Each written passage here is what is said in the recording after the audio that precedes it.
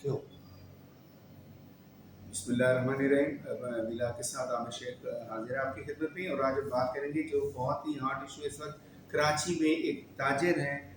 نوجوان تاجر ہے، میر رضا، اس کا قتل ہوا ہے یا اس نے خودکشی کی ہے۔ یہ ایک بڑا ہی کمپلیکیٹڈ کیس بنتا جا رہا ہے۔ گزشتہ دنوں اس کے اوپر جو میڈیا میں جو اطلاعات آ رہی تھی، جس میں ابتدائی طور پہ کہا گیا تھا کہ یہ شاید خودکشی کا کیس ہے، اور پولیس نے بھی یہی بات کہی کہ یہ خودکشی کا کیس لگتا ہے، لیکن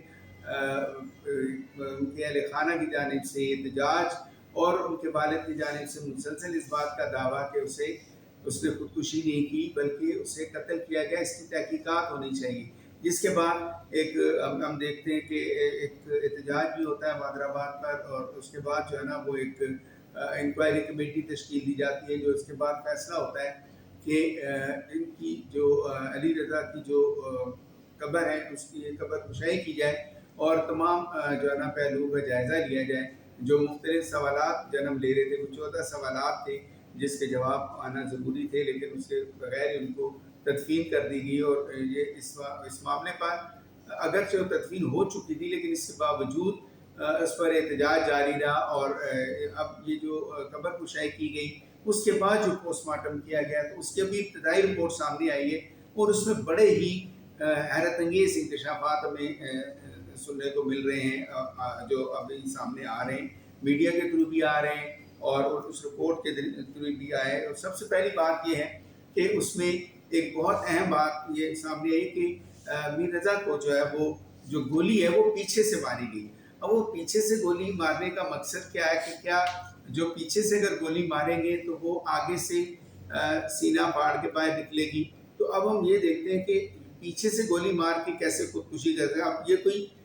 سائنٹیفک کوئی ایسا اصول نہیں ہے کہ وہ نہیں کر سکتے، جو ہے وہ خودکشی ضروری نہیں کہ وہ کوئی کنپٹی پہ رکھ کے پستول پہ گولی چلائے تو خودکشی ہوگی۔ خودکشی ہو سکتی ہے کہ وہ انہوں نے کسی اور طریقے سے گولی چلائی ہو اپنے اوپر، لیکن جو پہلو ہمیں نظر آ رہا ہے اس میں یہ ہے کہ جو ہم نے اپنے رپورٹر سے بھی بات کی، اور میں بھی اب تھوڑی دیر بعد آپ کے ساتھ اور مزید شیئر کروں گا اپنے رپورٹر کے ساتھ بات کر کے بھی، جو سینئر رپورٹر ہیں، کرائم رپورٹر، ان لوگوں سے بات ہو رہی ہے، تو ان سے بھی جو بات سامنے آئی ہے اس میں بھی یہی بات آ رہی ہے کہ جو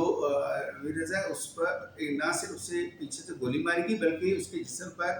تشدد کے نشانات ہیں، دانت ٹوٹے ہوئے ہیں، پسلیاں ٹوٹی ہوئی ہیں، کچھ ران پر جو ہے نا جلنے کا، پھر اس کے بعد کوئی اس کا نشان ہے، کٹ کا نشان ہے۔ تو یہ مختلف جو چیزیں آ رہی ہیں اس وقت جو میڈیا میں آ رہی ہیں، اسی کے اوپر ہم بات کر رہے ہیں۔ اور ابھی جو نئی جو پوسٹ مارٹم رپورٹ جب آئی ہے سامنے، اس کے بعد اب ایک دفعہ جو پہلے تو کہتے تھے، لیکن اب یہ قتل عمد کی دفعہ کا جو ہے نا اضافہ کیا گیا ہے، یعنی فرید آباد تھانے میں جو اغوا کے مقدمے کی جو الزام نمبر 20/795 اغوا کی دفعہ 365 کے تحت جو مقدمہ درج کیا گیا تھا، اب اس میں قتل عمد کی دفعہ 302 بھی شامل کر دی گئی ہے۔ یہ پولیس حکام کا کہنا ہے، اور یہ اس حوالے سے یہ کیوں کی گئی ہے کیونکہ قتل کے جو واقعات ہیں، جس کے بعد جو قبر کشائی کی گئی، اس کا جو پوسٹ مارٹم کیا گیا، اس میں بالکل واضح طور پہ یہ نشانات اور یہ معاملات سامنے آئے کہ یہ خودکشی نہیں ہے، قتل ہے، اور یہ جو کیس ہے اسی کی طرف مشہور ہو رہا ہے کہ یہ خودکشی کا واقعہ نہیں ہے، جس کو پولیس بار بار یہ کہہ رہی تھی کہ یہ خودکشی ہے، لیکن یہ اب اس کے بعد ایک اور بات یہ تھی کہ جس میں لواحقین کی جانب سے، پھر یہ ورثاء کی جانب سے عدم اعتماد کا اظہار کیا گیا تفتیشی ٹیم پر، وہ بھی اب تبدیل کر دی گئی ہے۔ اور یہ بہت ہی امپورٹنٹ کیس ہے، یہ ٹیسٹ کیس ہے، اس میں پتہ چلے گا کہ اس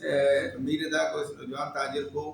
کیوں قتل کیا گیا، کون لوگ اس میں ملوث ہیں، وجوہات کیا تھی اس کی۔ پہلی بات تو یہی ہے کہ جیسے سامنے آ رہا ہے کہ وہ اس نے لوگوں کے کچھ پیسے دینے تھے، کاروبار میں انویسٹمنٹ کی ہوئی تھی، اس میں ان کے جو تھوڑے بہت تھے، لیکن پولیس کی جانب سے پہلے تو بجائے اس کے کیس کی طرف تفتیش رکھتے، ان کی آڈیوز میسیجز کو جو ہے نا وہ